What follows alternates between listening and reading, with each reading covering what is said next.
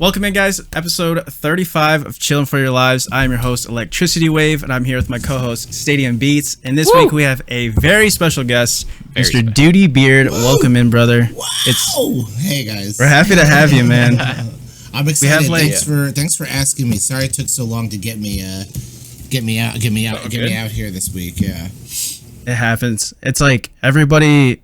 I mean, I stream as well, obviously. Like, I know how it is. Like, you always have projects, merch, streams, like collabs, like all this shit going on all the time. So, like, I understand. Like, you have to reschedule, and then we're on different time zones. So yeah, and a piece of that, I think a lot of people in our scene, and I've experienced a lot of this, is that because we're so used to working at home and by ourselves and everything, and maybe I'm just selling to myself, but my background as a video game player and a nerd, I'm very, I keep to myself, and I guess social anxiety and stuff. And I know a lot of people in our scene really deal with that. So, right. It just happens. I mean, we're doing this by ourselves. We're not, going to a studio. Right. We are going to a studio, but it's us. It's YouTube running it. It's not like California where you got, a bunch of union people in this property over in Culver City, and we're getting paid. We're doing this because we want y'all want something to grow and everything. So right, and you probably don't have a manager or an assistant or anything like that to help you get through like those little things that it would be nice to just kind of slide off onto somebody else. Yeah. That's one of the best things. I know we're just jumping in from an intro, but that's my favorite thing about this scene is people meet at conventions. People meet on Twitch, for example, in a stream, whatever, from a raid, and then they meet at a convention, and then months later they're like, hey, we should do so-and-so business, and then so-and-so business becomes this chair company, this org that pops off. Yeah. It's a pretty cool scene to be in. Yeah. It's super easy to meet people too, because the thing that I've always realized about like streaming, and everyone's so open to like how like in like say Hollywood, everyone's got this kind of ego, and there's like these cliques, For the most part, that's people who have it in Hollywood. Yeah. I feel there's people who don't have it yet. There's people who take my friend. We'll call him Jordan. He did PA work for years before he got like a substantial, sustainable, like Hollywood all the time camera job, like a real one.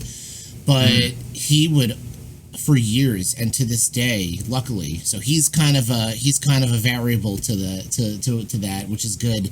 He'll always have on Facebook, I need this PA, I need this. He's always putting out like, I need this kind of media work, and that is really hard to find. It is really hard to find. It's usually like, how can you help me in Hollywood? And this Twitch mentality that you're saying is very much, for most people, the opposite. It's how can I help you? That's the right way to approach this shit anyway. Like, think about how many times you've posted like a question about like, oh shit, like I'm losing frames in OBS or something, and then like somebody pops in and like will help you. Tons. People can't wait to be like, that's my shot, my expertise. Finally, I can submit, I can give something.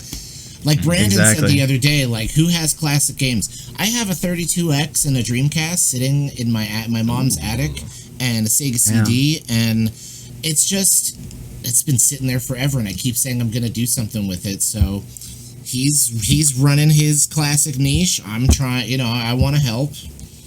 Might as well, Yeah. I saw you playing what was it called? The Pokemon, like with the camera? Pokemon Snap. I don't know what it's been, but getting all these these 64 titles that I haven't had my hands on in years has just made this. It's brought back life into the lockdown for me. For real.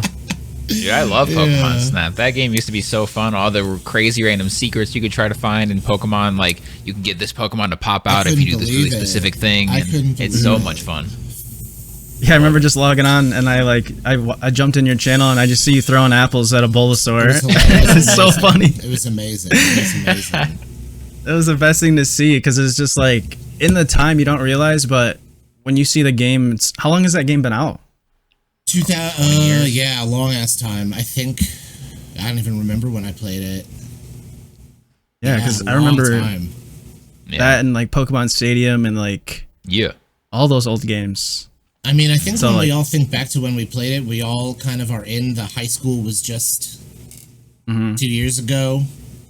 Even though I'm like 36, high school feels like it was just a couple years ago, and that's when I kind of remember playing Pokemon Snap. I don't know, but yeah, I miss those. Dude, my 10-year high school reunion is this week. Oh my god, no way. That shit is crazy. So you're going then? No, I probably wouldn't anyway, because I was like what you were saying, like people like I'm like always the nerdy gamer type that really kept to myself. But with quarantine, we're not doing it. Like we'll probably do something later in the summer or in the fall maybe, but as of right now, there's no like event happening. See, I went to a jock heavy high school. Ooh, and I was in bands, so it wasn't until I was in high school when a kid younger than me like kind of explained it, like, oh, fuck jocks and everything and all, you know, and I was just like, I don't get it. I mean, I like everybody, they don't like me, but I like, you know, I'm cool with everybody. But yeah, I remember going to a high school like that. So my reunion was like, I was just so I was almost borderline insulted, and I don't care if you know I'm being invited to my high school and these people give a shit about my I'm skeptical on this whole thing, and because I don't know, I don't talk to anybody from my high school class whatsoever, right? You know, same. Yeah. I've reached out, they don't really reach out. And so I don't know. That's what that is. But I'm happy that you were, you know, in key with your high school, you know, your high school people. That's good. I wish I had that. I always wish I lived in like a towny town that everyone kind of was up each other's ass about everything, because then it was just like, you know, at one point everybody just kind of fell and just started not caring about other people. So, but that's, you know, that's depressing. There's a lot of great stuff about growing up. My band community was amazing. If there was a band reunion, which there kind of is, when the band a reunion tour. Well, when the band with my band members, yes, with my band members, they both came into my chat recently, and I said, like, listen, next time we're all together, we're doing a stream, and I'm telling you, once we all do get together, because my drummer was actually the drummer for MC Lars. He drummed for MC Chris when they toured together. He's Maylin and the Sons of Disaster's drummer. He drums for Weird Science, which is Coheed's rap side project. So he's their drummer. And then my old bassist. Dang, that's actually really cool. Yeah, they're cool dudes. I mean, my bassist is a DJ on a Florida radio station, like a good one.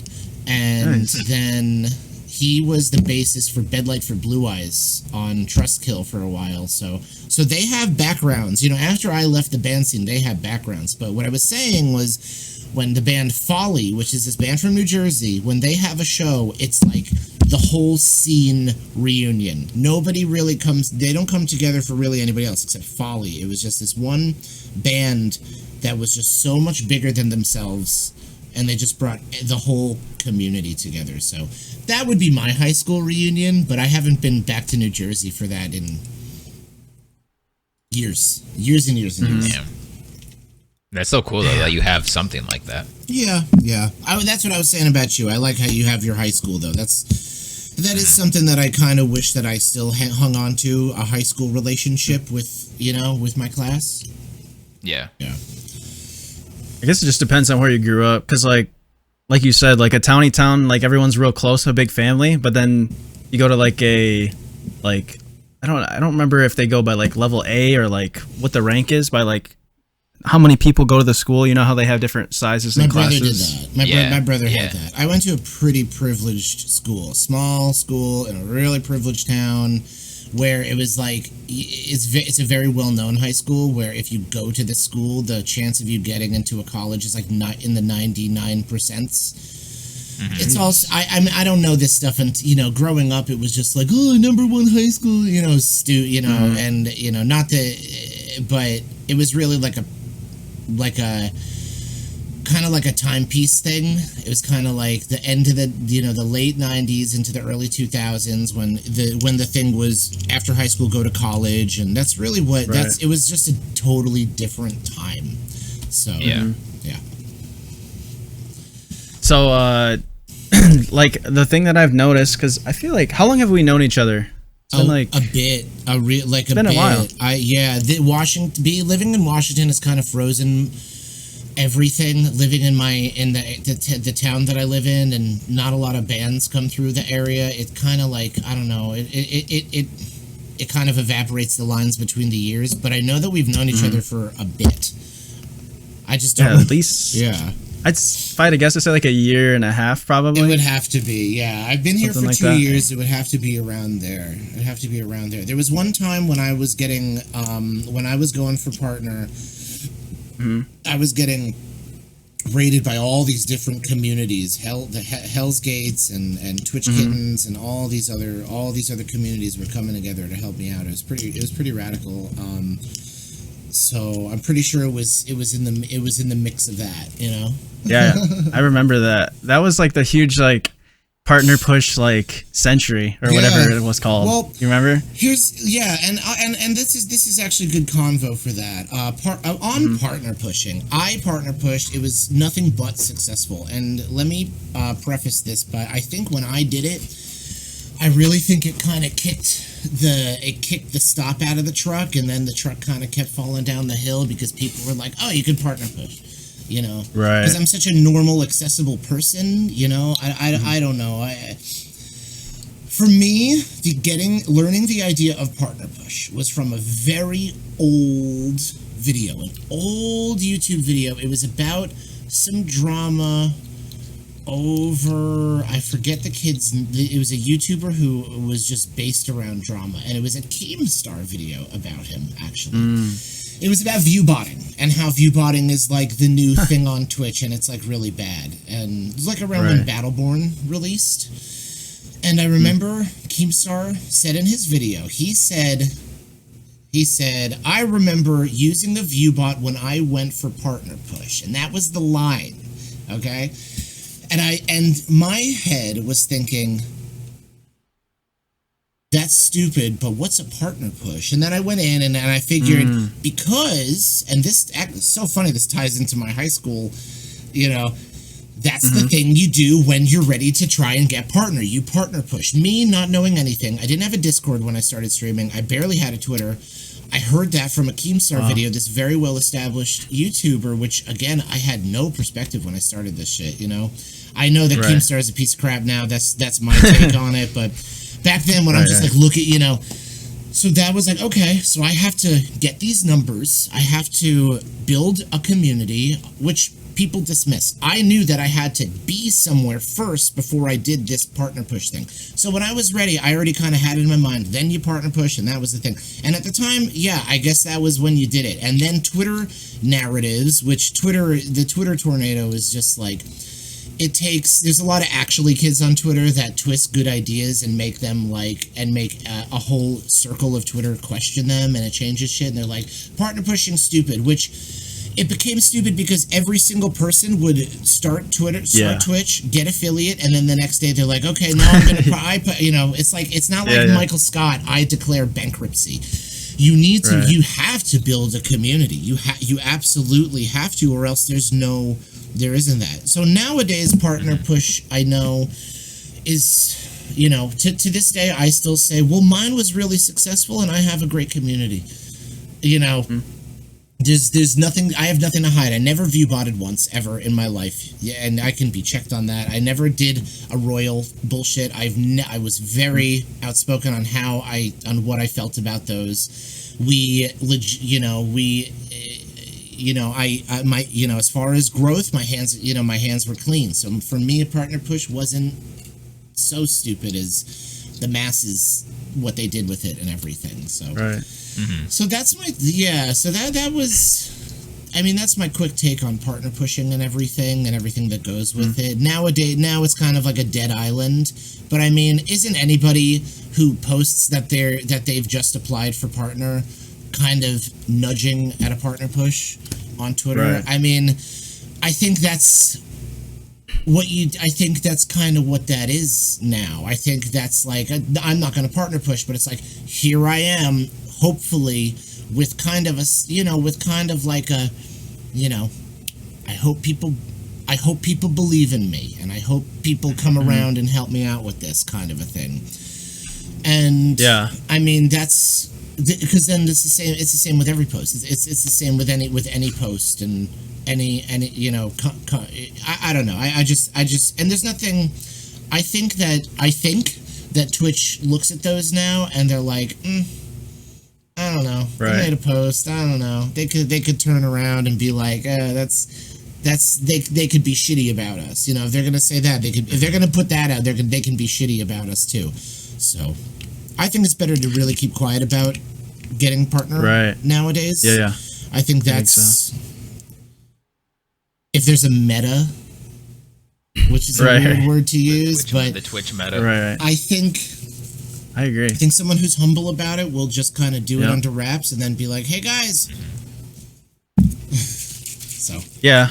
I think they just have to, the big thing, if you want to, like, because I'll be in a stream or something and you know someone's been close because they've been killing it, like, really close, like 60 viewers, 70 viewers.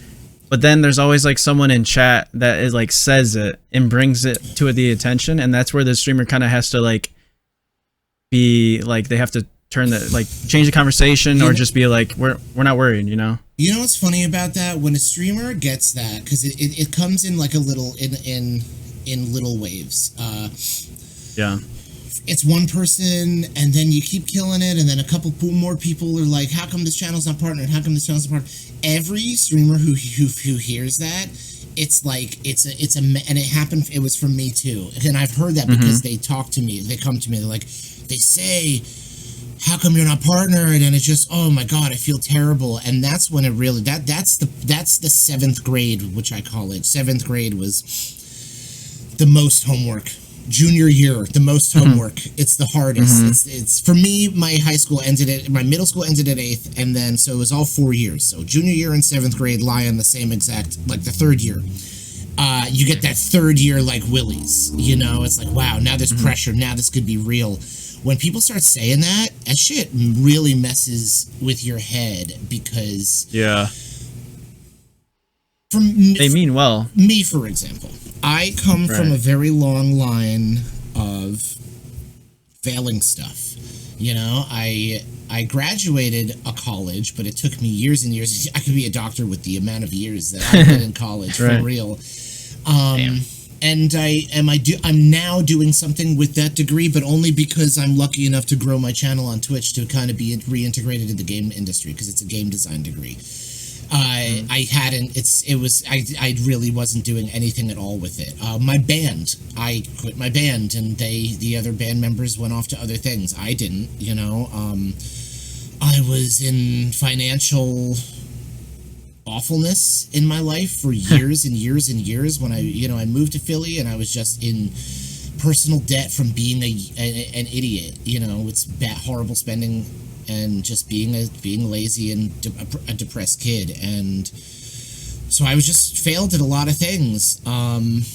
So when people start saying like you should be partner, and then you have to think about you really need to like maintain this stuff. For me, it was like I can't fail another thing. I can't fail. I have nothing left. I can't. You know, it's this or going back to like working in restaurants and trying to be like the best. I was trying to be LA's best server. I was like, until I found Twitch. It was really weird. Trying to be like a novelty thing. But that shit really messes with you. And again, I know I go on really long tangents. So if you need to move on to, okay, yeah. But I know 2 people offhand. One who just became partner, and one who really deserves it. But they hate it when those come in. But yeah, you got to take those questions and be like,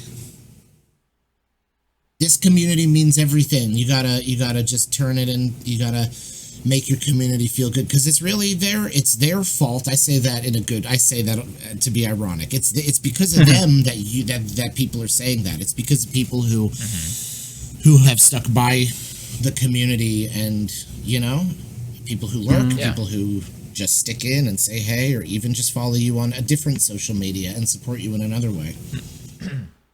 What do you think, like with streaming, what do you think really helped like your channel grow opposed to like the average person? How do you maintain it? Like, I'm really curious to that kind of stuff. I say this in a lot of interviews. When I was in bands, the local band scene, when I started Twitch, I kind of just related everything the same exact way. We can all be kind of compared to to bands, big and small, to musical acts and performers and all that kind of stuff. So I just related everything to that. You have to start off trying to get local shows. So you just stream, you just put yourself out there. You just put yourself out there, you turn it on and you do it. This was before affiliation, this was before a real keeping track of numbers unless you were in the hundreds. It was just turn it on and hope. So I turned it on and hoped like I did when I was playing those old shows. Hopefully there's going to be 80 people at this show to see us. Hopefully there's going to be 30 people to see us. You know, I was staring at my view count, but that was but I was still talking. I was still playing and being like, oh, here's the treasure, here's the thing, You know, I was still giving it my all. And then when I got affiliate, I grew because they announced affiliation and I got it day 2. And then I grew like an affiliate. I invested in one logo, which is my logo to this day. Wow. I invested in a sticker, and that's it. I bought 1,000 stickers. I said, I'm going to hand these out, and I'm just going to take it. This is what I do. This is my hobby. I was working for a weed dispensary in LA, a delivery place, and I knew that there's no way that this was sustainable with 0 viewers and being nothing with a shitty computer and no lighting and nothing. So I was just like, okay, this will just be a hobby. I'm not making any money off of this. I don't care, but I'm going to invest like I give a shit. And I'm just going to stream when I can. So I did all that. And then the rhetoric of make a schedule, stick to it on Reddit was all over the place. So I did that. I made a schedule and I stuck to it. I only had midnight to 4 a.m. That's all I had because of my job. So I took it. Crazy. So I took it almost every day until I was just tired. I just took a random day off.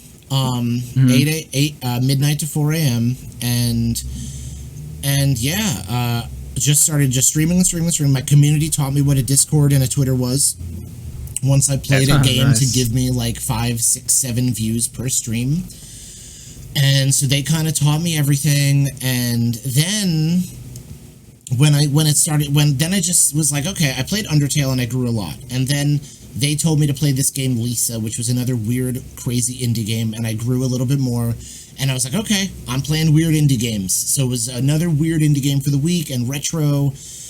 Then there's a couple of things that just made big steps. This is going to be weird. Then the VidCon happened when Logan Paul ran out into the fountain. And remember all the kids ran after him? Do you remember? It was a really famous like YouTube clip for a while. And he wasn't allowed to do it. That's why it was so famous. Because at VidCon, the bigger guys are not really allowed on the floor because it causes so much commotion. Right. So they're not allowed. So there's that, and it was a big YouTube video, and he got in a lot of trouble. But that was his peak. That was when he was really rising up. Before Maverick Clothing, I feel like it was just when his YouTube was really popping off. Before Jake Paul got really big, his idiot brother. But anyway, he looked at the camera when all that stuff happened, and he said, "You got to do what people are afraid to do." And I wasn't afraid to do it, but I was really lazy on a cosplay stream, my first cosplay stream. So I stopped everything what I was doing, and I went down to the costume shop, and I just got everything, just immediately after seeing that. And I was like, he's right, you got to do it. So it was just a silly idea. It was a really good stream. We played Goof Troop in costume as Goofy and Max, and it was just that's one of my all-time favorite games. And we beat it, and it's an impossible game, and it was just so hard. Dude. And so that was really cool. But that really taught me to just like do funny shit. If I want to cook something on stream, cook on stream and take my phone and do that. Yeah. Then I started going to Warped Tour, and I had the stickers, and I was like, well, I have my phone and I have this backstage access because I'm delivering,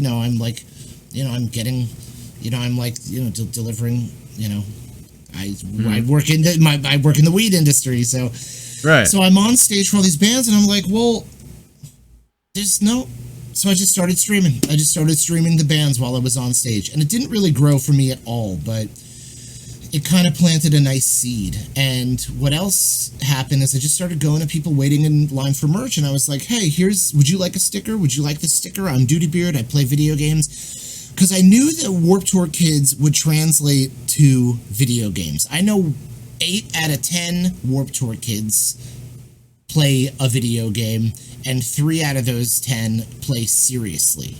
You know, I mean, that's just the counterculture of, you know, of our industry. You know, we're kind of a piece of the counterculture, you know? So I just knew it translated. And then once I was on these momentums of doing these different streams and doing these bigger concert streams and trying to reach out to bands and trying to like have it, you know, get them involved in IRL streams, which was really hard at first, which was so fucking hard. They didn't understand the idea of live streaming on Twitch as it was. For the most part, Bryce from Spill Canvas was always happy to help. Billy from Real Big Fish was happy to help, but once he was on stream for like 20 minutes, he was just like, this is weird. And so yeah, just trying to be bold and make bold moves, and that's why people kept coming back. So long, weird answer, but trying to just do different things, that was the norm, because everything on Twitch at the time was PUBG. That was all it is. It was PUBG and Darkest Dungeon was kind of hot, and HZ was kind of dying, but people were still playing it a lot. And then Hearthstone was super hot also. So those were the biggie bigs. So you're just going out of your comfort zone to like meet new people and put your name out there, pretty much. Mm-hmm. Right. Yeah, I wanted to grow like a band, and that was the smartest way to do it, because I knew how, and every attempt worked. Every attempt was validated with like, yeah, that worked. Good job. You grew a little bit, and it was like, okay, I grew a little bit. I'll just keep doing that. And to this day, although I personally have slowed down, my reaching out for these folks and growing like this does in fact help. My life's been taking a big turn the last 2 years, so momentum has just been absolutely slow, but that's all me. Last couple days, I have been in an amazing mental state. I don't know what really sparked it, but I got out of my big mental funk, and I've been seeing the return. I've been seeing the spiritual return, and I've been seeing my numbers for the last few days have been incredible. For the last literal few days, from me being positive and re-engaging as I used to be when I met you, E-Wave. Yeah. And funny and able to tell jokes and laugh at shit. I was so in my head for the last 2 months that I haven't been able. I'm just not fun, and I'm boring myself. I didn't want to end. The only reason I ended stream at 3:30 was because of this podcast, because I wanted to have energy, and because of all, just the shit that I wanted to do. It's just, I don't want to. I'm back where I don't ever want to end stream, and I'm happy about that. That's the best type of mentality, because that means you're having fun. Yeah. Oh, yeah. It's been a really hard couple of months, and the last 2 years were tough. But for now, I'm out of my funk, and it's nice. It's nice. I feel like I can get back into those growing patterns and really just extending myself and just showing people that you can really not only think outside the box, but work outside the box. Whole Wheat Pete's a really good example of that, because he's always trying to do something hilarious and different with his, with his tools. Yeah. He has an IRL camera, and he does amazing stuff. He does his Explorer thing. When he dresses up as the Explorer, and he's hilarious with that. He goes around with his waifu pillow on dates. He went around as the anime guy, and he got banned, and now he's partnered. I mean, he's deserved it forever. And that's the thing, just doing something very different with the tools that are already there, given to you. You got it. Yeah. Everyone thinks you need like high tech gear. You got to be a god at every single game you play, but really, it's just thinking outside the box and showing like who you really are as a person. And to be fair, being a god at the game you play is kind of door number one. That's what companies are looking for, you know, right? That's just because in the long run, that's just where the money is in the industry, and that's just what keeps the industry's legs on, you know. Yeah, for sure. Yeah. So like when I look at your channel and I see like the oozing effect, I always wondered where'd that come from? On my panels? Yeah. Okay, I use Canva a lot for my editing because it's fast and free and I don't know Photoshop that well. Dude, and the dripping was a built-in thing, and it was just like one little pattern, so I moved it in the right place, and I was like, huh, this looks really cool. And there was one streamer. The only reason I don't remember is because she barely streams anymore. Fuck. She's an ASMR streamer. She's really good. But her panels were so nice and chunky like that, and boxy and colorful. Right. And when I first streamed, I swear that you could make huge panels, like, you know, like your whole thing, like how Mixer has it, like your whole thing could be one giant image. I'm almost certain that it was like that. I feel like I'm going crazy, but I'm almost certain it was like that. But because Foe had one big panel. Foe is a streamer that I don't know if you're familiar with Foe. He's a Smash streamer. He was an early partner. That's how I got into Twitch. I watched him and I was like, oh my god, this quality is unbridled to anything I've seen on Twitch, and I am brand new to Twitch. I haven't seen anything like it. And he was just amazing. He was a god at the game, and he had my loudness, and he had the amazing stream quality, like, you know, high tech, nothing crazy with changes and pop out stuff, but he just knew how to make something attractive for the eyes, and I was like, wow, this is the bar. But his panel had, like, it was just one giant block, and it had all the info, but if you click on it, it went to his site. I don't know, but it was colorful and easy to take in, and you could look at the whole thing and get all the information from it. And that's what I wanted my panels to be like. I like my colors. I need to have a lot of bright colors, and I love it. Yeah, and it's not. And although it is extremely colorful, it's not overwhelming because I like it to be controlled, which is some people, I call my stream controlled chaos, basically. Yeah. Yeah. Which I would like to let go sometimes. I don't know. I was watching, we rated Toast last night, Toasty, and I got so inspired by some of his effects. It was beautiful, so. I love that. Yeah. I love getting inspired by other people's, like, ideas, and, like, like you said, like, just something as small as, like, an alert or a panel. But I used to use Canva all the time, and it's amazing. But there's a free Photoshop that Sean showed me, Stadium Beats, and it's called Photopea, and it's basically Photoshop. I mean, it's I guess a little bit limited compared to like Adobe, but it's pretty much the same thing, and I love it. It's amazing. Like, all you do is go to the website, and you can make a login if you want, and it has like, it's literally just Photoshop through like browser. Damn. Okay. Yeah. I need that. I'll send it to you. But yeah, that's where the drippies came from. They just kind of came from just a built-in Canva thing that I liked, and I just, you know, I had my way with it basically. But I'm glad you like it. Right. Thank you very much. Yeah, it's different, and the bright colors, like, it's not like too crazy where it looks like someone just like threw up on the channel. Like, it's like you got the neons that like make sense, like the pinks and the greens and yellows and stuff. There are a lot of there are a lot of streamers who have panels that, although kind of organized, it is very it's too much to take in sometimes. Yeah, definitely. Yeah, I think simplistic can be like so much more just powerful than like trying to do too much. Yeah, and if I go down, like I like my stream to be every corner of it interesting, and like I'm trying to think of some other ways to expand that during stream. But even when you look down at my panels, like you said, it should be kind of appealing. When I look down and I see, you know, informative panels with some text and stuff, I just kind of like look down and I look back up like immediately. You know, it's just nice. It's just nice to have stuff to do, I think, even if it's just something to look at. If you're new and you're checking out panels, I don't know. That's just, I don't know. That's just my opinion. Yeah, it might be mostly. Yeah.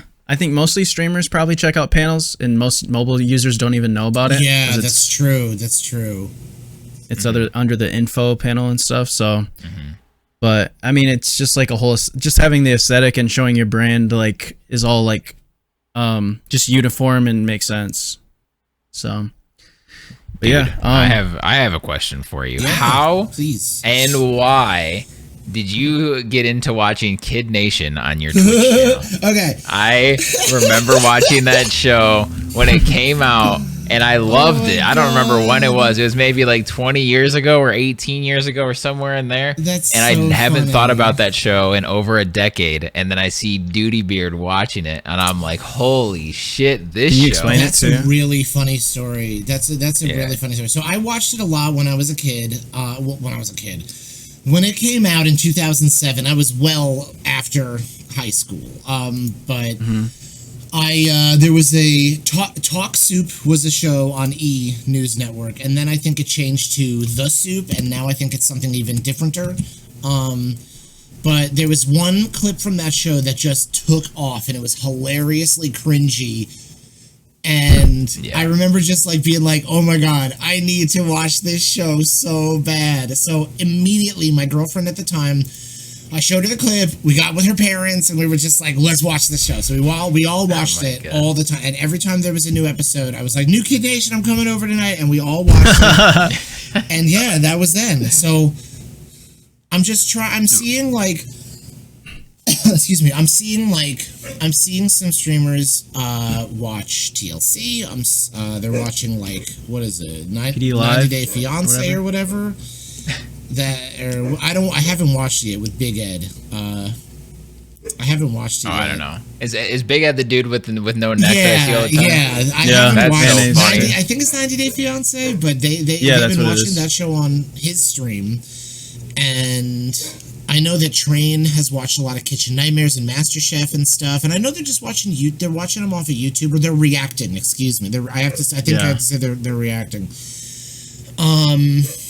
So I was like, that's, streaming for 8 hours, and in my mental state, I was just boring myself. I was like, maybe I could just react to something I really enjoy. So I tied it to a sub goal, and they attacked it, and they got it. So I was like, okay, we're gonna watch. And my dog's in the back, so excuse me. We're gonna watch Kid Nation, and then literally the next day, JonTron put out his YouTube video, which means I know he's been working on it for months, because it doesn't, you don't just do all that in the day.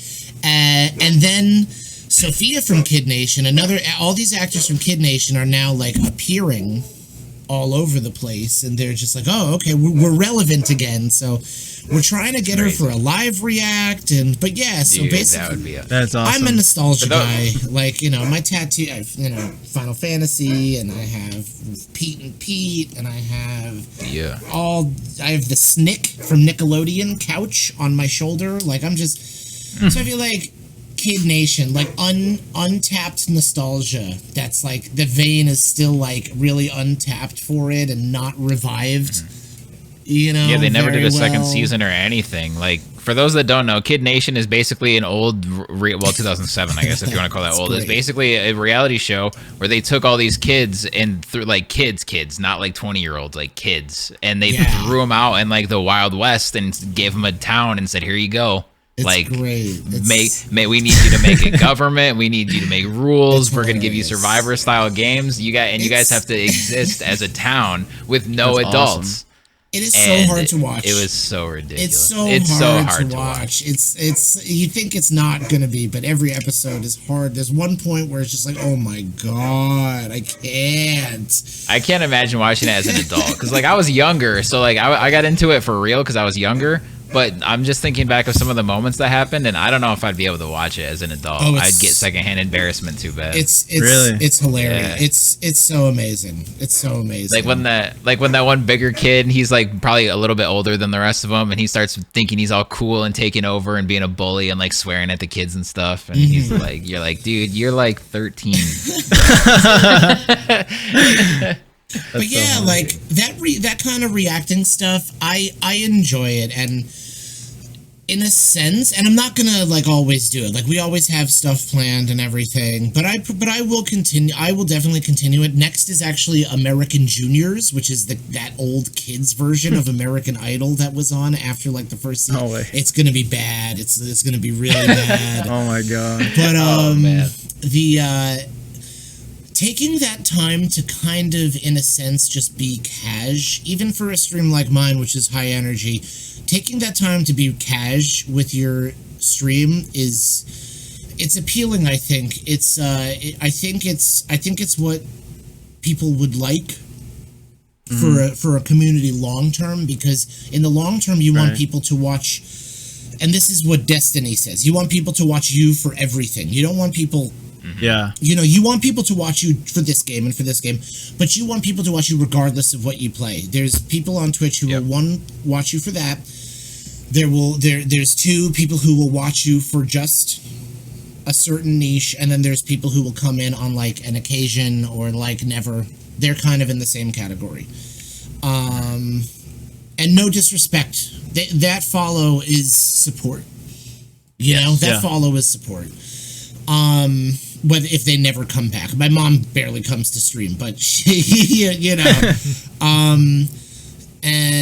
but I think taking that time to be casual with your stream is really, really good in the long term. Also, it helps your mental state and it allows you to stream for longer. It allows you to just do things longer and mix it up more. And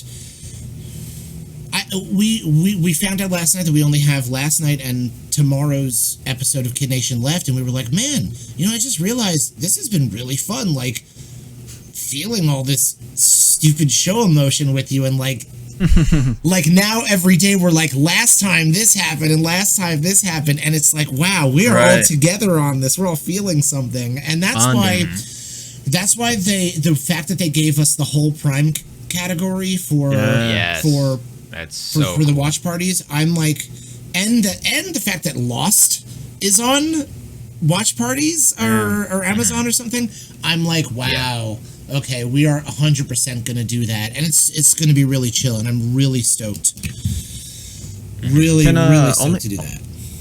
Can only Prime members like watch those streams? Only Prime members, but yeah. I mean, that's still cool that they're doing that. Yeah, but it doesn't count against you, which is nice. They really tweaked that program, and I feel, you know, Twitch staff is really listening to stuff. Twitch staff is listening to stuff. Twitch staff, I feel like, listens way more than people think. Way more than people actually think. Sometimes the message might not get across and the action might not be taken, which is all very clear, but I think that they are listening and everything. I don't know. I am, and all my staff friends know this, I am fiercely loyal to Twitch in like every sense of the word. I have stuff on YouTube.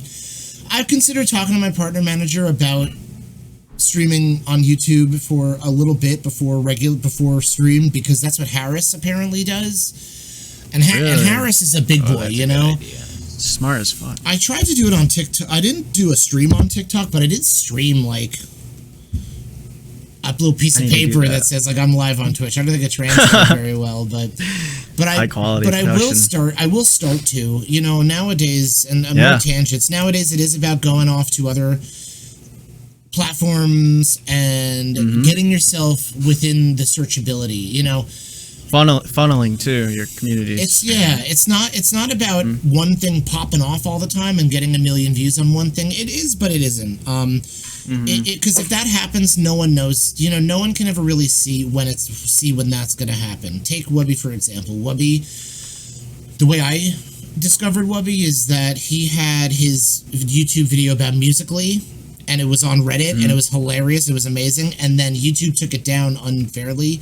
And then everybody got like Reddit justice boners, and then like ran to his stream, and that's how I jumped over. And that's how it popped off, from just something happening. And it's about getting yourself into searchability, and you know I found a new YouTuber that I really enjoy. just the other day, just because he was in my suggested, so I didn't actually search for him, but it's about that. You know, you use those similar tags and you're going to end up in somebody's suggested, and then they're going to be like, oh my God, this guy, he's so good. I will look at his Twitch. Yeah. And that's all it's about. It's about them opening the door to your platform of choice, you know, and if they also know about Twitch, then hopefully they will open that door. Yeah, I think that's why a lot of people quit, is because they just, I don't know, I think eventually, like, people get so down on themselves and always think it's their fault, which you do have the most control over yourself because it's your, like, own journey in your branding. But I think a lot of the times people just, they never got that opportunity or figured out how to get the opportunity to be, like, searched or have that searchability. There's people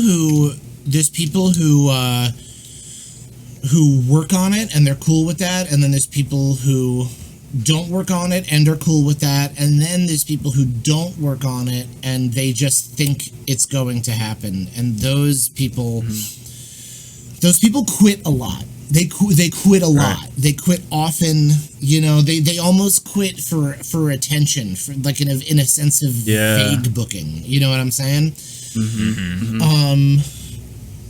And that's an issue, but that's something that people need to kind of be sat down with and told, and it's not something that you want to, like, say out of the blue, right? Because then it comes off in a way, and then that splits people into another two categories. There's people who take advice and they really take it. I had a meeting with Bert Firkins the other night, a Twitch partner, and he was worried about his stuff, and I said, do you have TikTok? Do you do YouTube? And he's like, no. And I said, dude, you are the best guitarist and you have the best voice. If you made 5 uploads a day on TikTok and told them you stream on Twitch, you might get a follow on Twitch, but you are in there, and in the long run, and but anyway, blah, blah, blah, blah, blah. He was so motivated, and for the first time, I was like, wow, you sound so motivated, and this is so new to me. And he goes, oh, I'm starting right after this call. And there's the other 99% of people who take advice, and then a couple of weeks later, they're either say, I'm quitting streaming, or they alienate me, and they don't like me, and they unfollow me. And this is not just in my head. This is something they go to a different community that just gives it to them. That just gives them a validation, and it doesn't grow their channel. It might inflate their follows. It might,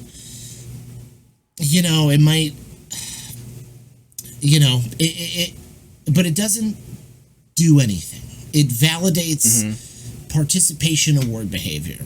And it's good to put yourself out there, but it takes days and days and weeks and months and months, and the first weeks and weeks of my stream was test streaming for hours, just making sure the quality was good and the frame rate was perfect and everything looked not blurry and I was well lit, and it was just test streams before I really took it seriously to begin with, and people just kind of pop it on. And I went to a random stream yesterday just to look at a VOD, just to see, and it was just like kind of a newish streamer, and they turned on stream, and it was just like for 10 minutes they were just kind of like looking. I was just like, I'm just waiting for some people, and then it was like 5 minutes of sitting there, and then 10 minutes of getting up, and then 5 minutes back, went in a completely different position. It was like, but they were like this, they were in test streaming, like this was it for them. When you when you start your stream as if it's a show, like as this is tonight's show, like the way that like Conan and shit, like the night show, the talk show hosts and stuff, like they do, because every night is a big show. It's a big production. If you put every single one of your streams like that, then you'll get out of that mentality. But if you're just a streamer and you're not taking advice and you're not making changes, I gave the same exact advice to everybody as far as putting yourself out there as TikTok and YouTube, and they barely do it, and then they leave the community and they unfollow because I didn't have an easy answer for them.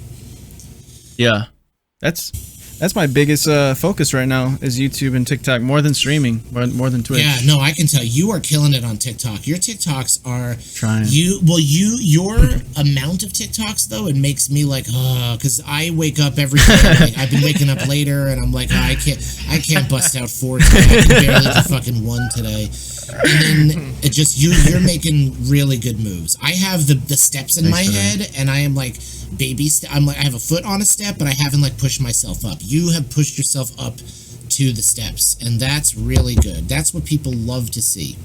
You know, that's what people really love to see. Oh hell yeah, dude! I love it when people are really working on it. You know, you are obviously versed on Gary V little clips, right?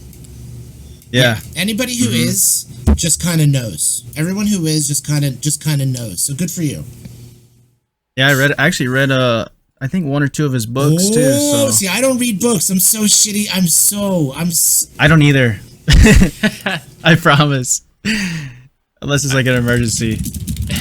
An emergency, quick, read this book. I was like, success. So I don't know. So yeah, I don't know. Gary, yeah, he always preaches on TikTok like the opportunity, and it's funny because like before any streamer really even heard about TikTok, I had it downloaded because I heard it from Gary V, and for like 3 months I just had it there, and I was just like, I don't know, like all I see is like these cringy dances, and like I don't, I kind of just wanted like Vine 2.0, and that's kind of how I'm treating it now. But once I started to see like the opportunity, and like I was like, dude, Gary was right. So like, I don't know, I'd make like a batch. I'd make like, 1 or 2 or 3 in a night, and then like a week and a half would go. But then like recently I was like, dude, let me just make 100 in a month and set like a number goal. Like it doesn't matter about like, I'm going to try to make quality obviously and put like, some type of effort into every video, but I need to make this amount of number every day. And I think in like 2 days it marks a month. Yeah. And I've got to be, I'm at like, last I checked I was like 95 or 96, so I'm really close. Good. Yeah, like it's funny because when I see like a Vine-ish skit, it's like I'm not as interested in them as I am like the slices of life or like all like the Vine production. For me, it's like, I don't know. They put a lot of work into this. I don't know. It's just me personally. And I know it's not typical, but me personally, and I was into Vine for its productions and people putting a lot into it. I loved that. But for TikTok, I don't know. For me, I like normal people. I like non-verifieds on TikTok. And I would love a check on TikTok, but I don't know.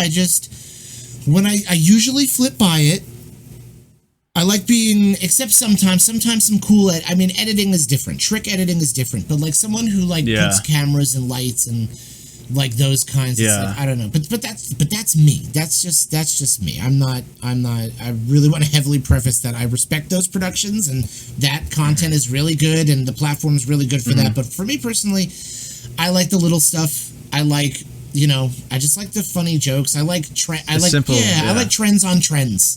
Twists on trends. And I think those are those silly dances and stuff, even the stupid one, the easy one, you probably heard it when I said it. That's important. It's important to do because it's important to get yourself in the mix and to get that audience of people who are going around and looking for those things. And the high production ones is something that I'll probably do myself. And but it's what Gary says. It's important to put yourself on there. So it's what I said before, to open the door to what you love, which for us is 4 to 12 hours of streaming on Twitch. So that's what we really want to do.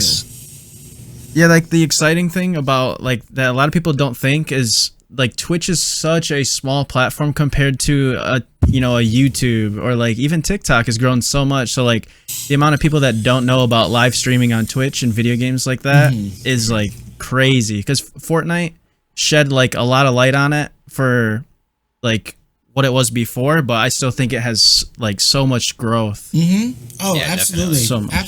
Absolutely. It's especially now, from like the last 6 to 8 months when companies were really investing. I get a lot more ads on TikTok, and And companies are going to start investing in the creators on TikTok eventually. You know what happened to Vine? Those kids went on tours. Those kids took up some of my bigger YouTube space and Hulu ads, you know? Jeez. Those, and Rotten Poppy, great example.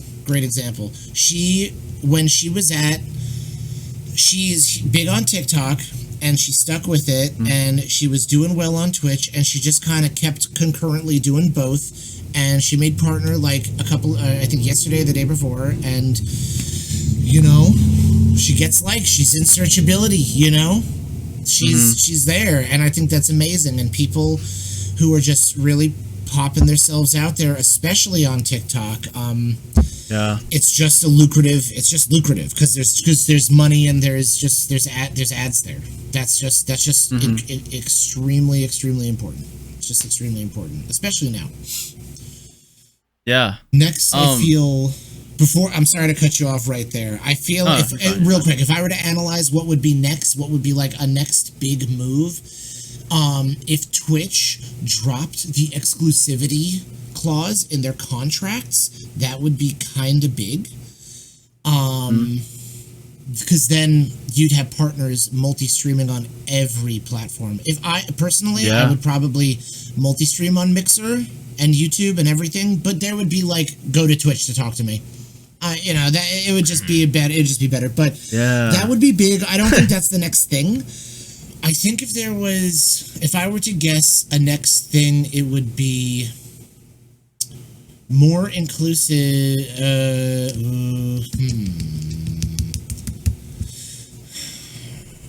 Shit. Yeah. Okay. I know I kind of created a question, but no, you're fine. I mean, you're gonna see celebrities bumping into Twitch, so there's gonna be something different. And they're already there. They've been there for a while. Actually, real quick, a couple years ago, even before that, a couple years ago when I was working in LA, when I was, I don't know if I was getting ready to move to Washington or I was in my relationship, I'm not sure, but there was a billboard it was a big intersection. I'm telling you, this was a tight intersection, okay? This was a really tight intersection. But there was a billboard for a big production crew. One of them was that guy who just had that really popular Netflix special, like a couple of a month or two ago. He was on it, and it was a Twitch. It was for a Twitch thing, and it was a Twitch billboard. And this was years ago. And I looked at it, and I was like, "Oh my god, this is not good." Because I was like, "Well, here it comes. Here comes the."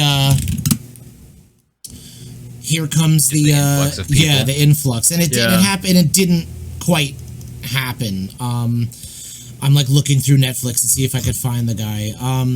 It didn't quite happen, which is good. But right now, because of quarantine, I helped the dude in music and Twitch staff connect with a few bands who I didn't think were really part of it. But I know Emo Nite LA is now on Twitch, and they got partner recently, which is really good. But then you got Jeffree Star, who's on Twitch now. You got Trixie Mattel, which is really good. You know, the drag scene on Twitch is growing, which is fucking amazing. I think that is so. It's Chris D'Elia. He was part of the Twitch. Oh, Chris D'Elia. He's one of my favorites. He was part of that whole Twitch, whatever it was, a special, a channel, I don't know, but he was part of it. And you know, the drag community is growing on Twitch, which is fucking amazing. But Trixie Mattel is on there.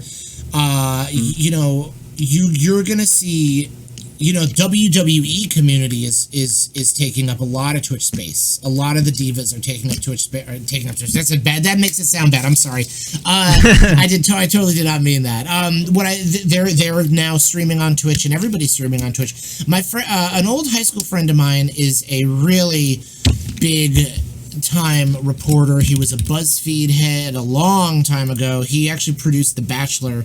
I reached out to him to interview him because he's always on the front lines of every big event, every protest and every big event. So I told him about Twitch. I was like, he's streaming on Facebook. He streams for like 1,000 people, but I was like, you should stream on Twitch. Yeah. Just a bigger platform, and it definitely is. I think a lot of things. A big thing with like celebrity, I saw a lot of athletes because their season's been canceled, like get on like NBA players, NFL players, but I think a lot of celebrities, they're not really, or like they don't know how much goes into streaming. They think it's just like a turn it on type, you know what I mean? So yeah, they do. They do. It's because they're used to streaming from other streaming platforms before Justin and Twitch were really in the limelight. There was there's obviously Periscope, and now Spoon is like kind of reinventing. I haven't looked into it, but Spoon's an ad that I get on TikTok, and probably you've seen it. But it's I don't know what it is. I've never seen it, but I think it's just like a reinventing the Periscope and just a new one. And I think that's all it is. But you see celebs live streaming on those, and it's funny because for us Twitch streamers, we're like, why are you streaming on like a nothing platform right now? I just don't get it. But they're doing the same exact thing on TikTok, and they're making money. Sometimes they're just like, all right, who's gonna give me the most love? Bits. I don't know. Today. Oh, you did. Okay. Yeah. It's weird, but they're doing it, but that's the live stream culture that they're used to, which for us is weird. But I don't know. It will get super heavily influxed. So anyway, that's a question that I created with the longest tangent. Excuse me. No, it's all right. I think a lot of people that come into Twitch live streaming too, like celebrities, will probably get themselves canceled because of the way that they're gonna like demand money and stuff, and then it's just like Twitch that one girl, like, no. Like that one girl, yeah. I made a really funny TikTok about that. It was Twitch.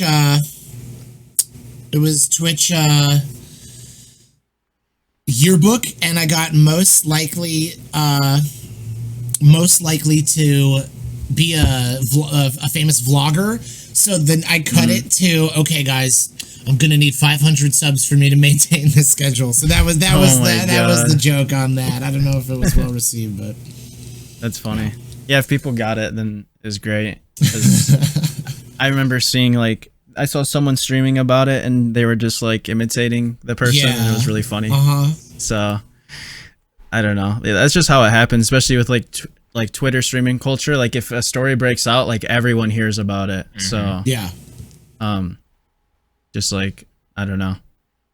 But everything's like out of context with that's the thing that I think about. Like ever since I started streaming, I'm like, there's so much shit that like if I was like Ninja, like there's so much shit you could literally cut and paste and edit into a video of me sounding shitty. Yeah, but I think something fake though, like that will be back because we're living in an era of credibility for the most, not credibility, but fact checking, and that's the word I was looking for. I feel like if something is malicious and wrong, it'll be checked on, especially if Ninja's the example, Ninja's community will back it up, and True. But take that's somebody who is not protected by Ninja's community. You're right. It can be really scary. It can be really scary. Yeah. Like the amount of times this is crazy. The amount of times that I've gone on Twitter and oh my gosh, I've like looked at a video. Someone will quote tweet it and like be bitching about something, and I will literally do like 5 seconds of research of context into that and find out like for sure. You can literally just look at comments and then like it's just like people will just take something and run with it like they're TMZ or whatever. For sure. And sometimes so like. As I say, context is like lost so easily with social media. Absolutely. So, I don't know, but like you said, like if you have a community to back you up, then it kind of helps. But sometimes you can't. It's not like you can catch all those people that quote tweet it and have people of your community go out and comment on every single one. Like people are only going to see the headlines most of the time. Yeah. So, but for sure, I don't know. It's just what it is, I guess. What? Okay, so I wanted to ask you this. We're already an hour and 5 minutes in, which is great because the faster a podcast goes means just like a stream, like it means it's been going well. So, yeah. But my question was, one of mine was like, what got you into like DJing and like the whole party, like loudest party on Twitch? Like what inspired that? Because I know you said you were in band, so. The loudest party on Twitch. That was... I was actually doing my partner push. I was putting in a lot of extra promo. And also, when I was doing that, I was a really shitty Twitter person. I remember when I was doing that, all I was doing was promos and live posts. I remember it. I didn't have any time because I was also working a full-time job, but... Right. I was making these really hype videos, and I just remember listening to this Attila song, and one of the lines was, "This party's sick as fuck," and I was just like, yeah. Right. It is. And that's the music I was using for my promo, and I was like, it is. And then I just popped it in. I just coined it. I was just, we are kind of the loudest party on Twitch, I think. And I was just like, I'm just gonna own that, because we use, when we're playing competitive, we use song requests. When we just always have, my alerts are fucking crazy. I speak on stream like I'm speaking on stage into a microphone, as if I actually have an audience in the next room. And that was one of my old streaming advices. Speak as if you're speaking into the next room. Really project your voice, because you capture people more. Right. So that's where that came from. DJing is... When I was in LA, I learned about Emo Nite, and I went to an Emo Nite, and it was just the greatest thing. It was like, oh my god, this is the best. And I was lucky to meet the founders. And they just gave me a chance. They just really were like, man, they just gave me a shot. They guest listed me to the shit. They had no idea who I was. I was a Twitch streamer, but Twitch was not on a lot of people's radar, but they just gave me a shot. They were just like, okay, we'll let you in. You can come in, just bring a friend, whatever, guest list, you skip the line, whatever. And I went, and I extended things that I could do to help them. I was like, what can I do to help you? Can I help you? Can I do something for you? Can I help with doors? Can I help with merch? Can I do something? And they asked me to help open their brick and mortar store once, and I just kind of handled the people in the store section, like, okay, he left, you can come in, that kind of shit. That was it. And it was amazing. And it was just a fun day, and so that kind of just was like, okay, these guys can trust me with shit. That's really nice. And then I moved to Washington, and they let me in the Emo Nite here. And then TwitchCon happened, and I was like, and Taylor from Press Star was like, we should get a cool act for this party that we're doing. And I was like, oh, well, you gotta get Emo Nite for TwitchCon. And I got them in touch, and within a week we had Emo Nite, at our party. And I've been trying to I was like, can I help DJ this thing? And they're like, oh yeah, totally, you can totally do everything. And I was just like, oh my god, I'm telling you, TwitchCon this year was my life. It meant so much with how involved everything was, and how I really put myself out there, and it was amazing. So moving forward, I was like, Ricky, TJ, is there any way I could help out Emo Nite in Seattle? So they got me in touch with Megan, who runs it out here. It's still run by them, but it's run by this awesome chick, Megan. She's the coolest, and got me in touch with her, and that was it. And AF Kate actually DJs with me if she's available too. Nice. It's really hype. It's really, really, really hype. We get the crowd rolling. I'm telling you, we get the crowd busting. It's really, really fun. Even late, our last set was late into the night because the singer from Chiodos was there. So we got the late set, and it was still bumping. It was so great. It was really, really great. And so that's kind of how I got into it. I just kind of, the way that can relate with any streamer, because I get asked a lot, how do you get sponsors? How do you do this? How do you do this? First of all, right. Stream loots. You make your own value at first, because you don't really need a sponsor. And you could just sign up. So you make your own value.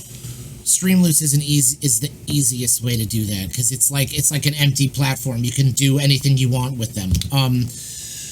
But if you're trying to reach out to companies and stuff, you know, a good way is to see how you can help them out. I was approached. I get a lot of emails for games, going to PAX and getting media badges and shit. So I got an email from Blowfish for a horror game, Blowfish Studios, and I was like, oh my god, I'm so interested in this. So I applied, I got the code, and I was like, if there's any way I can help out, you know, build up this game, just please let me know, and I will do it. And she said, oh, well, here's a couple extra codes to give away, and just tweet it out and tag these. And that goes a long way. 2 giveaway codes goes a long-ass way for a streamer who's wondering about how to get sponsors. And that works all the way up. That works for, you know, drink companies, you know, in my case, Gamer Subs, you know, any companies, technology companies, you know, keyboards and, you know, pieces. What are they? What's the word for computer shit? Not apparel, but like. Oh, equipment? Fuck, I know this. Equipment. There's even science. Peripheral. Peripherals. The Twitch periffs. But that works all the way up. How can I help out? You know, there's also, when you go up to those, it's like, I think I would be a good fit. But how can I help out? Right. So I get asked that a lot and everything. But that's how I got started. I wanted to help out so bad because I knew I had something to offer Emo Nite. I knew that I could help out and be involved and promote it. And I love Emo Nite so much. I promote it like my own. Or I promote it and love it like as if it was the Doodybeard umbrella, you know? That's perfect.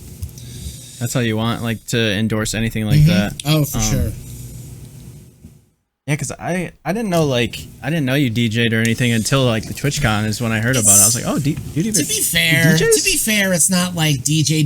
It's not like sound. Yeah. It's really, it's MP3 DJ. I'm picking the next song, but picking a song at Emo Nite and having that momentum for the crowd, it works the same way as it does for everything. It works the same way as Twitch. It works the same way as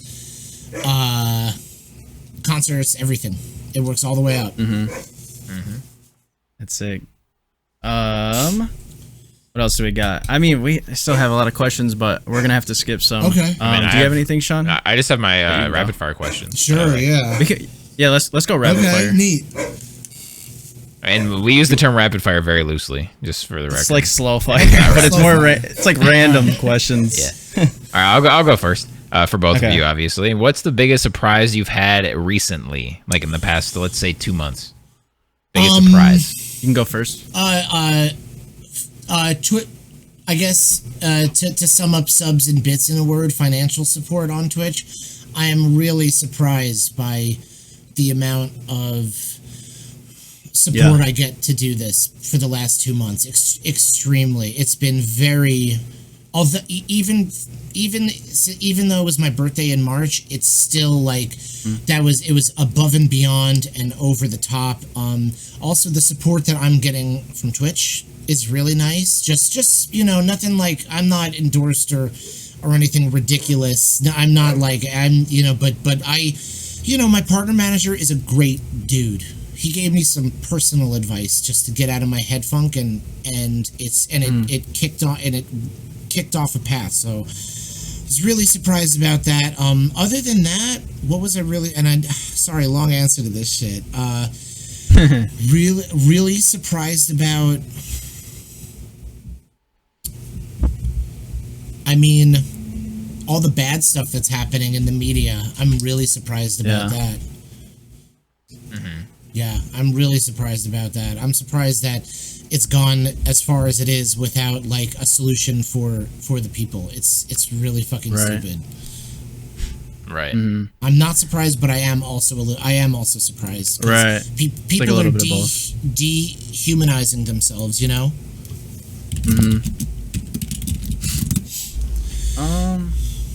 So the question was, what's been the most surprising thing in the last I'm sorry. Yeah, what's the biggest surprise in the last month?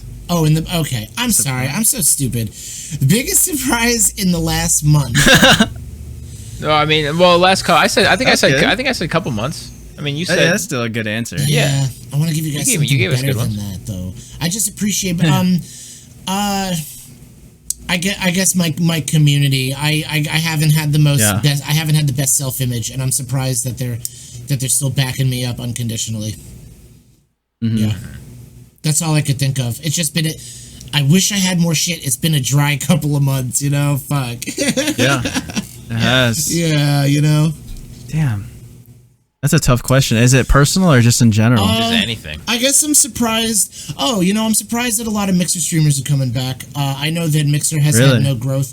Yeah, I am surprised. I'm surprised that they finally bit the bullet and are coming back though. They you know, when they left, it was a very big deal. And it was full narratives changed. It was, you know, support on every platform. But Mixer streamers coming back, it's caused a little bit of a rift, and it's like, I guess it's only, you know, support on every platform if it's not Twitch. Like that's kind of shitty, because I love representing Twitch, and when that happened, it was for a while. It was hard to feel proud because everybody was like Twitch's over party, and it really fucking sucked. Yeah. So I'm surprised that people are coming back. I'm stoked, but I'm surprised.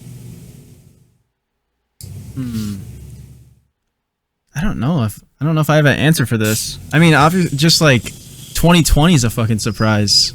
Yeah. Yeah. Like everything, like literally everything. Like, who would have thought that we would live in like the craziest, like, scary horror movie that's like actually real, like something that was, you know, a sickness that was like spreading like wildfire, and then just everything going on like within the past couple of weeks. So 2020 is, I don't know. Yeah. I've just been kind of like just trying to make the most every day and try to take the positives, I guess. Yeah, because there's so much negative going out. So yeah, it's the world is changing, and with science saying that Corona is going to be a long time. With the way that our politicians work, you know, someone came into my chat last night, and I'm doing a charity for bond assistance for people wrongfully arrested, and I'm proud of that shit. But someone came in, and one person said, their first rebuttal was, "We have no rights. We're locked down in our homes." And I was just like, "What? What do you mean we're locked?" You can. It's like there's poison. If it was visible poison gas, it would be something. But it's like, and it was that. Okay, there you go. That was surprising. There you go. Above do an offline brainstorm for Doodybeard's answers. Above everything, that was really surprising. Yeah. Somebody thinking that the mythical poison gas is that mythical. It's you know, it's ridiculous. That was really, really surprising, and that's shocking. But the way that we live our lives is going to be a little different, and it's going to take a long time for a lot of people to accept that. It took me a long time to accept that. It took me a very long time to accept that, and that's why it's been so shitty. Because I personally am a very extroverted introvert. I get a lot of energy off of people. I really, really do. The last time I felt really good was going to the mall before lockdown happened. There was a fair amount of people there, not a lot, but a fair amount of people there, and there was just people. So I was like, oh man, I forgot what this was like. Jesus, you know. Yeah. And that was important, and it's important for me to be in a crowd sometimes, and you know, and going to conventions. And that's just the kind of person I am. So. But I have to, you know, we have to accept it, because it's just what it is. Yeah. I think my biggest surprise was how quickly I became, like, how I accepted it all and became accustomed to it. Because like I got called out of work on March 21st, I think. Like one of the last Sundays of March.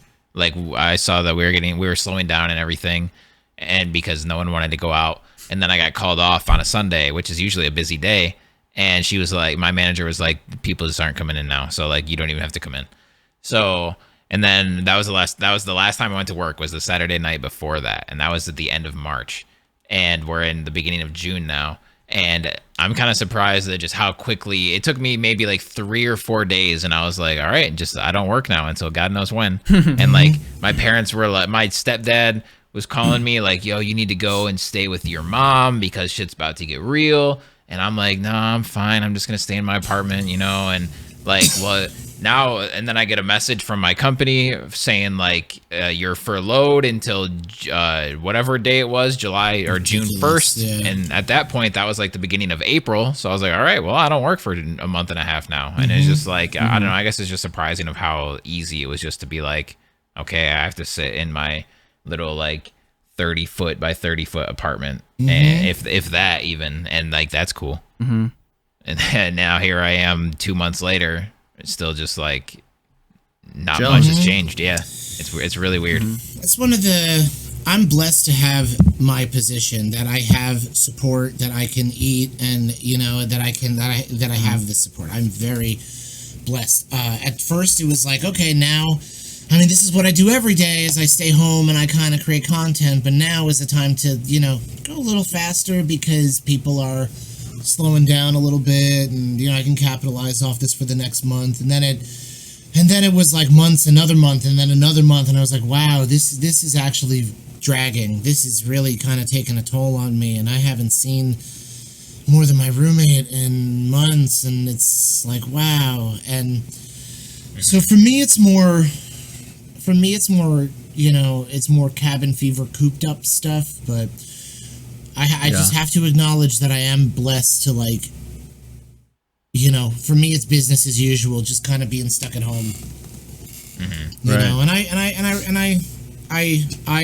you know, I check that. I see that I have that privilege, but so I feel for you being furloughed, man. Like, that's like, I really, really do. Restaurant workers and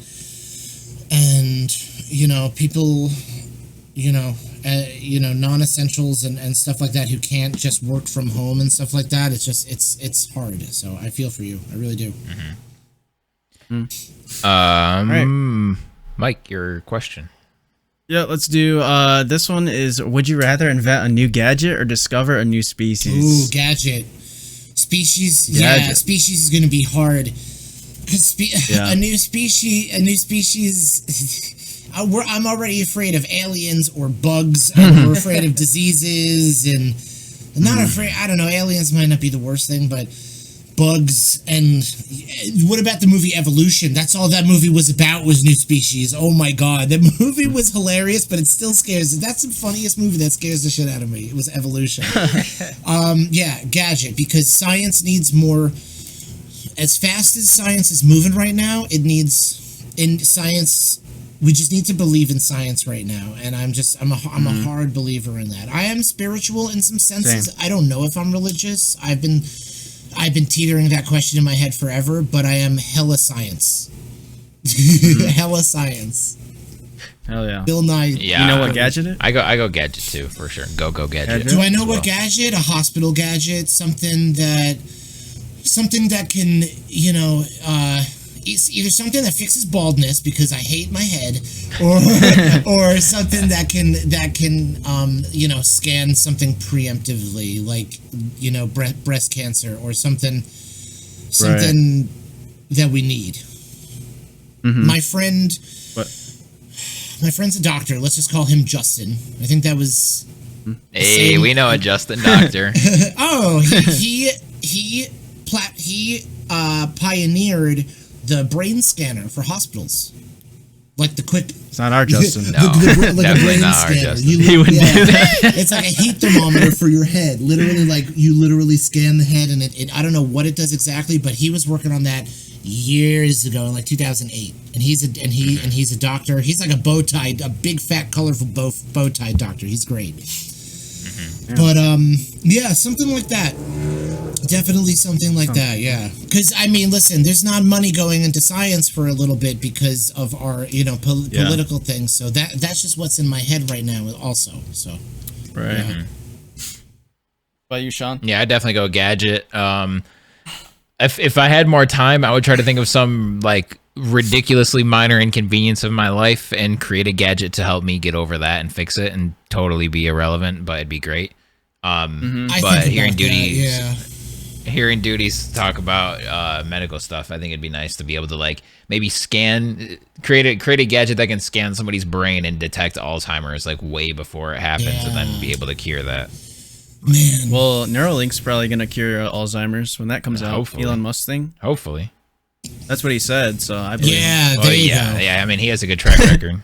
There you go. Yeah. The Alzheimer's is a big one. Dementia and Alzheimer's are big ones. I Yeah. worry about that kind of stuff. I know I come from a family of rare disease. My grandma had pancreatic cancer. My grandfather on the same side had 25 strokes and lived through all of them except the last one in the hospital. And then my grandfather on the other side, old natural causes, but my grandmother on the other side, breast cancer. So I got a nice cocktail going on. Yeah, you know, my dad had a heart attack, melanoma, and I think I'm like, you know in The Simpsons when all the diseases are stuck in the door and they're just waiting and I'm very fragile. I think I'm that, but I don't get sick a lot. Damn. I don't know. I eat a lot of vegetables. Maybe that's why. Or that's milk. probably helpful, yeah. There's a lot of milk in my diet. I don't know. Yeah. Hell yeah. A gadget? Dude, I'm going to go way overboard and say I want to create a gadget that can create a wormhole so we can travel throughout space. I want to, but I'm afraid. I'm not going through it, but I create it. You know what I mean? Send someone else through it. They could send like a hat through it or some inanimate object, and then hopefully that goes through, and then they'll probably graduate into like humans eventually. Yeah. So, but that'd be crazy. It's just like, I think you need like infinite energy. Well, just to go the speed of light, you need like infinite energy. So like creating a wormhole to go like that far away would be like, I don't know if that's ever possible. A vessel or something, a vessel in a suit. I don't know. They just, I don't know. Just like Mario Kart shortcuts like that, but in space or something. I don't know. Time space is so weird just because of all the rules and everything we've seen in TV. Like it's funny because every rule about time space in movies is consistent no matter what the movie. You know, it's like they kind of like Hollywood or writers who kind of invented like these theories and stuff, and just about like paradoxes and everything, and all of Hollywood has continued it to this day in writing like further theories about it. It's just so interesting. Yeah, freaking Albert Einstein figured most of that shit out. Yeah, you know what painted a really weird but good picture of it was Interstellar, when he was like really trapped. When he was trapped in that part. Like that was like, wow. This is so Kubrick-y, but so believable. Believable is the word that you have to use, because it's like not real, but I have a. Go ahead. I was just gonna say they plan on making a movie in space with Elon Musk and Tom Cruise. Oh yeah, I've heard about that. Yeah, I'm pumped for that. Wow, that's crazy. Yeah, that's like imagine like sending all the like an entire camera crew and actors and like director out to like the space station. That's pretty crazy. That's insane. Yeah, we'll see. But what were you saying about space? I don't even remember. It wasn't important. I remember we were talking about Interstellar. But I can go on to my next question. What's up? I can just go on to my next question then. Oh yeah, let's do it. How do you continue to learn in order to stay on top? Like stay on top of your game, you know, like if you're getting down or if you think you're in a rut or you're stuck, what do you do? Do you have a very specific thing that you do to continue to learn and grow? Or do you like, what do you do? When you asked me that right off the bat, I was like, I don't know if I have an answer for that. But then I think of last night, when I rated my boy Toasty, and I already knew his stream was crazy, but I took it all in and I was like, wow, okay. I saw it not for the stream, but as like the kismet, like the tools, like what he's putting into his OBS or his Lioran or whatever he's putting into to make it look like that. Like I saw like, you know, the Matrix thing, you know, blonde brunette redhead from the Matrix, you know. And then I thought of, and this is all while you were telling this question, Watching old movies, old cartoons, old kids movies that I used to really love. And that's the advice I used to give to people. I used to say, like, tonight, like, don't think about it. Just watch an old kids movie that used to inspire you. And that's what happens. I watch old shows and I watch old cartoons and I get ideas and I combine them to, like, the Tim and Eric abstract metal music kind of persona that I like for myself. And I say, how can I translate this to the screen? And I take all of those things and I just kind of invent something tangible out of it. And the way I upgrade is that I think of what I want that I've been thinking of for a long time and that I have on the canvas and that I can't really mold because I don't know how to use the tools. And then last night I see this stream that is so incredible and I was like, oh. And then I see the canvas now, like in Layers of Fear, how every chapter it's like painted. It's like that. It's like all of a sudden, zoop, there's a whole nother layer onto what I can see now. And then the drive. The drive and the motivation takes a bit because of my schedule and what I do and my mental state, but that's the other part of it. It's doing. You got to. That's the part where you have to motivate yourself and you have to discipline yourself. Because if you don't, you're going to notice a drop or a stagnation. A word? Yep. Okay. Yeah. You're going to notice that, and you're going to take it personally. And then, whether you output that energy or not, other people are going to notice that. I love this stream, but it's the same thing. It's the same thing. So I'm going to see what else. So you got to evolve. And what I was saying before, the people who want to grow their stream, they will. Right. That's a good answer. What do you do, Mike? You see, I agree with what he said about, like, you have to act on the ideas, because there could be a guy that has like 10 ideas, but he acts on all 10, and then there's a guy with 1,000 ideas that never acts on one, but the guy with the 10 ideas is actually seeing growth. Right. Exactly. That's it's very important. And on Twitch, it's cool thing about Twitch is it's good to be the person with the first idea, but it's not so bad to have to branch or to use those ideas. So that's the good thing about Twitch. So you can take those ideas, but it feels really good to be the one who came up with it first. And in the long run, that is kind of something that people should strive to do, because that goes into being searchable. That really goes into being searchable and jumping on it. There's a movie, Instafamous, where I think all influencers should watch. It's about getting those ideas at 4 a.m. and being like, yeah, I need to do this right now. Yep. It's about that. Yep. Yeah, I love that. Instafamous. Oh, it's a great movie. It's it documents Paris Hilton and the Fat Jewish and a couple other Vine artists that got really big, that blew up. And it's really good. I used to have this 90s mentality of Paris Hilton and that she was an idiot, and it goes into that. And you feel really fucking bad, because she worked. If she was a streamer and she did what she did as a streamer, she'd be the biggest one.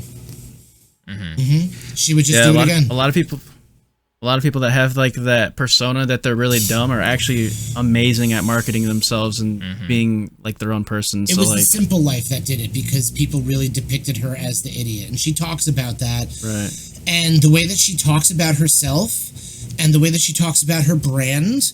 And this movie came out a couple of years ago, before Twitch was like as crazy and wild as it is.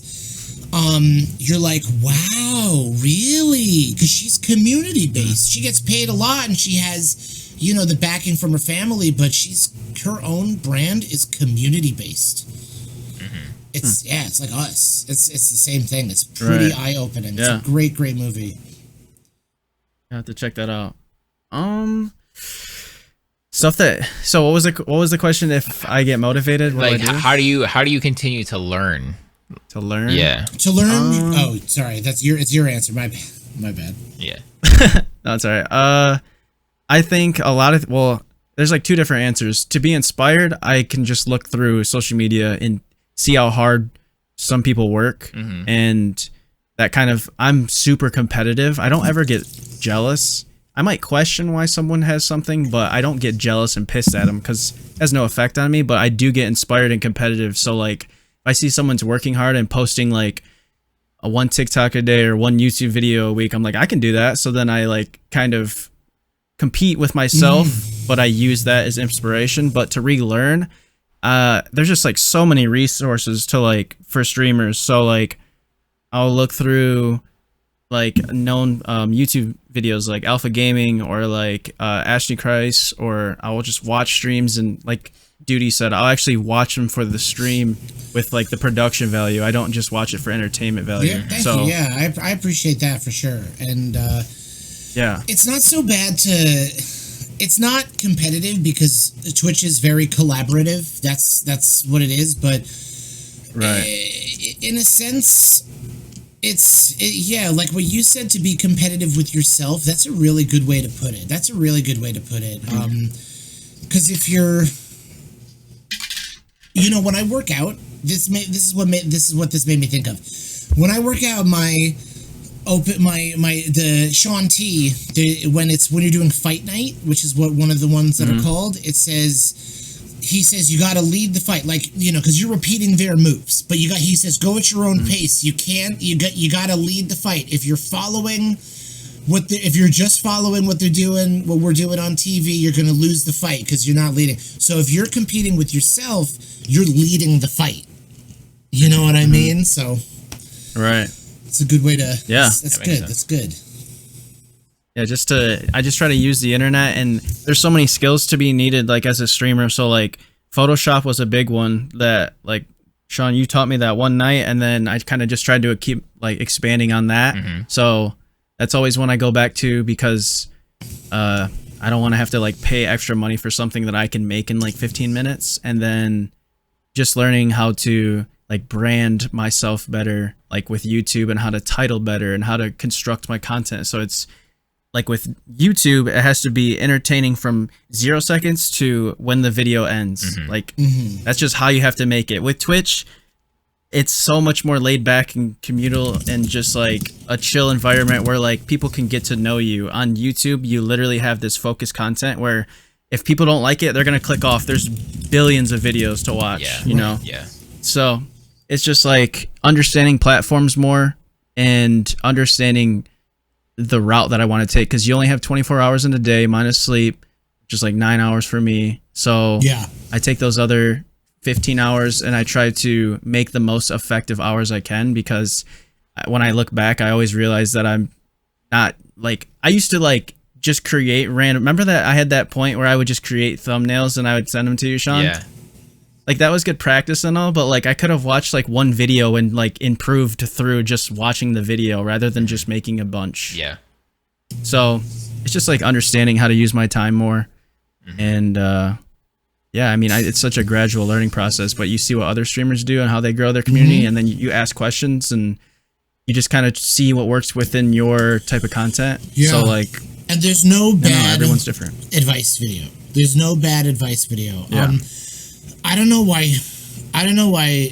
it got into the Twitterverse of generic advice being like bad. I get because then people are I saw a post that said, because it got so circle jerky. I saw a post that said, first of all, months late to that conversation. Second of all, it said, sometimes I see, you know, streamer advice and it makes me so mad, and then here's some streamer advice, and then they just gave a whole bunch of really crappy, you know, of not crappy generic streamer advice, but all the basics. It's the basics. Yeah. It's make a schedule and communities and interact and be engaging and you know, use social medias and stuff, which is not generic advice that you should dismiss. It's, you know, all advice is good advice. It's That's not true. There's some weird advice. I don't know. It got into people's heads that the word networking is like a curse word in our scene. I don't understand. I've networked with you, but we're also friends. Like I don't. You know, like that's just where that's just weird to me. Like networking is something that we have to do in the eyes of business, and it's I mean that's what TwitchCon is. It's a networking convention. Yeah, I think people are like just don't want to give out their secrets and like or break down the advice. So like they're gonna say build a community. What the fuck does that mean? Like build it as in you create relationships with people. You message them outside of stream. You hang out with them in Discord calls. You make movie nights. You make game nights. You spend time investing into these people that support you. Like people never break that shit down, and that's why it's like I think people were just starting to get annoyed. But I wish that's one thing that I would have a streamer tell me is what does it mean to build a community? What are the practices and the strategies and the steps? You know what I mean? Yeah, people. I feel like there's a lot of nice awards on Twitter. Also, I feel like there's advice that teaches you that you can like literally do nothing about your stream and your community and your brand, and you should just be able to make it anyway, and you're entitled and stuff. I think there's a lot of narratives that go around like that. Right. Which I think are bad, but then there's like just on the whole of community, just these things are, as you say, just kind of undefined, and they hear it and they say it, but they don't practice it, you know, like being consistent and use social media and do things other, like I know I've given one person like a few people advice that says like, and I'm like, well, what's wrong? Like, what's going on with your stream? It's like, okay, let me look at your socials. Okay, your Twitter is entirely go lives and the promo for tonight or nothing else, and a retweet maybe once a week from a really popular account. Yeah. So what the fuck are you expecting? And then weeks later, they're like, I give up, and then I jump back into the socials, and it's like, you didn't do anything. I told you what to do. You didn't do anything. So, it's people who actually absorb the advice, like you and like you're doing right now with the podcast and your YouTube and your TikToks. Like my friend Bert, who couldn't wait to get off the phone and jump in. Love that. And then there's people who they hear it and they're just like, they clearly don't give a fuck. They clearly just don't give a fuck about the advice. It's like, I have this time with this streamer who maybe has 100 people in his stream sometimes, maybe, you know, I don't consider myself a big streamer, but to them I kind of am, and they have this time with me in a call or me giving them advice. Maybe they like that bit of it, like it's okay, everything will be okay. I'm friends with Doodybeard. You know, I can only give you. I can only show you what's in my toolbox. You can open yours. You know, show you how all these tools work. But you got to open yours and you got to use them. That's what it is. That's just what it is. Right. Sean, did you give an answer for her? Yeah, that was my rebuttal to his. I don't think I gave an answer per se. Basically, like So my music tastes are pretty like limited, to be honest, and for like when I'm making stuff now, if I really am just totally stumped or have no ideas, I've been going out into new genres a lot recently. Okay. So I learned like what they do, like how does a lo-fi producer transition into the chorus, or how does this bluegrass song transition out of a chorus, or like because I've heard 8 billion metalcore songs, you know, like at this, like I get it, man. Like I get what they're gonna do. So and same with like rap, like I've heard 100,000 Eminem songs, right? So I know what he's gonna do. I have a pretty good idea. So I'm trying to like just learn. So even though I'm not gonna go make a bluegrass song, I can still take what I learned by listening to that bluegrass song and apply it to my lo-fi hip-hop beat or metal song or whatever, hype rap beat or anything. So the fundamentals. Yeah, exactly, because it's still music is music. Yeah. So you can like, so that's what I've been doing recently, is just like getting outside of my comfort zone in that sense and trying to apply it to my own stuff, because no no music genre has ever just been completely grabbed out of thin air. It all came from something. Right. Right. So, for sure. Yeah. So that's what I've been doing. And you got to add to that playlist. Yeah. I put something out today. It's so hard for me to find new music, being so integrated. At first, I realized I really disconnected with TV shows, and then I was like, man, I haven't heard a new band other than like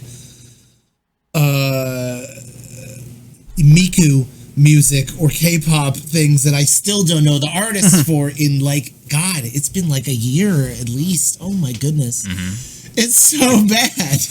if you like metal, this new band called Currents put out their second or third album. I know Currents. Okay. Yeah. All right. Yeah, their new album came out today, and Run the Jewels put out an album this week too. If you like rap, I know Attila has a new track out. He's gonna start doing new stuff with Bone Crew, and they're recording stuff now, and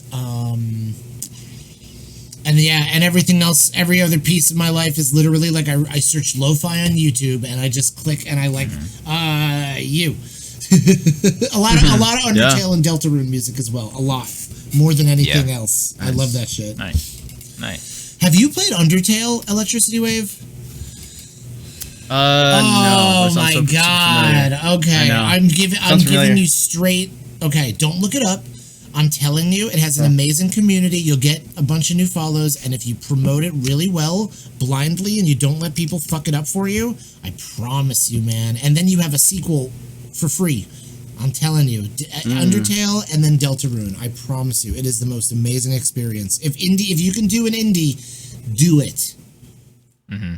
All right, I'll give it a try. Do it. It's the number one, and the category is like sometimes every now and then like someone will a big streamer will attempt like the really hard run and stuff and they'll do that, but pick it up, buy it and build it up, be like the end of this week. So yeah, excuse me. Okay. Oh, I'll check it out. Perfect. My last rapid fire question of the pod is: would you rather have lots of energy or lots of money? If I pick lots of money, does that mean I have no energy? If I pick money, do I lose the energy that I have? Like, do I have the same energy but more money? The question literally is just the question, so I can't add to it. I don't know. You can you can add to it. Like you can create. What if I don't want to? I mean, you don't have to. But. No, it's good. The difficulty is good. I'm gonna say energy because I didn't have money until I used my energy. Right. And then now I don't have money, but I have rent, Right. So yeah, if I had lots of money and no energy, then oh my god, I'd just be boring as shit. I'm not even good at video games. That'd be the worst. Yeah, I think my issue isn't energy related. It's laziness. Like I have a lot of energy, but then I put that energy into playing Apex for 5 hours. There you go. So, I'd be better with my time with energy. Yeah, so I'll take the money, so then I can continue to be lazy and just have a bunch of money. There you go. Oh, I believe you. Yeah, so that's my answer. I get it, because fuck restaurant, like we're any answer that you ever ask me for the rest of this podcast to life, whatever gets me out of Red Lobster is my answer. Yeah. I feel that. That is a tough question. I'll take a little bit of both. No, I'm just kidding. I would say energy because then I can just apply it and then make the money later. Because having like a fucked up sleep schedule or like, if I have energy, like I'm like so productive. But when I feel like when I feel like shit or I'm like super tired, I have a headache or like I don't have the energy, it's just like my whole day feels fucked. Totally. Yeah, for real. Yes. So, but yeah, that'd be my answer. We're literally at 1 hour and 50 minutes almost too on this pod. Nailed it. So, you have any last? Oh yeah, fuck. We didn't have them promote. But where can the people find you? What are you promoting lately? Thank you. I'm live on Twitch. We'll put it in the description. Thank you guys. I'm live on Twitch every day, 8 p.m. Pacific, except Monday and Friday. I just got sponsored by GamerSups, so you can use code Doody and Alt Customs, so you can use code Doody for that too. Ooh. Nice. And yeah, we'll stop there. There's always a lot of big stuff. I do VR, I do scary games. I do a lot of the main games nowadays, Valorant, Fortnite, and we do green screen theater. Nice. Like, we did a musical, we did a Christmas special that was on the front page, and that's cool. We have a lot more plans in store. We have 3 big productions in store coming up, and Twitch is behind them. My partner manager said he can help boost me a little for front page if need be, and possibility, just to, because it's never guaranteed, but he can. Yeah. Right. So so it's twitch.tv/Doodybeard, and then as well as the socials. So Twitter, Doodybeard, is everything the same? Doodybeard except Twitter. That's Doodybeard Live. Okay. And then TikTok as well. Got Doodybeard on TikTok. That's just perfect. Yeah. Okay. The links will be in the description too. If we'll have it there so you guys can find it. So everything should be good. Yep. Thank you for taking the time. I don't know what you have planned for the rest of the day, but I hope you have an awesome rest of your day, because I know it's still early for you. Still 5. Yeah, I gotta take dog out in 30 minutes. All right. Well, I think that about wraps it up for episode 35. Thank you so much for joining us. Thank you guys for watching. Dudes, this was so great. Yes. It was a pleasure. Yeah. An hour and 50. If we go for long, you know it's a good pod. Yep. We had a lot to talk about. So thank you guys for watching. Make sure to sub, like, comment, all that good stuff. And we will catch you on episode 36 next week. Enjoy the rest of your week, guys. We're out. Peace.